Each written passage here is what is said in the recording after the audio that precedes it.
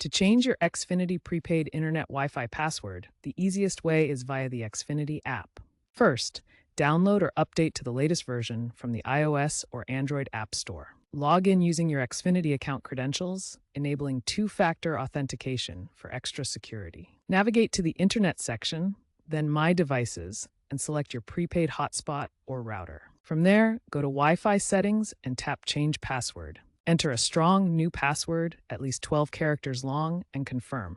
Optionally, update the network name SSID as well. Save your changes and remember to reconnect all your devices using the new password.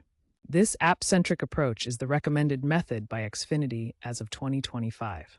Alternatively, you can change your password via the Xfinity website. Log into xfinity.com/myaccount and follow similar steps to those outlined in the app method. It's crucial to use a strong password with a mix of letters, numbers, and symbols. Avoid using the same password for multiple accounts.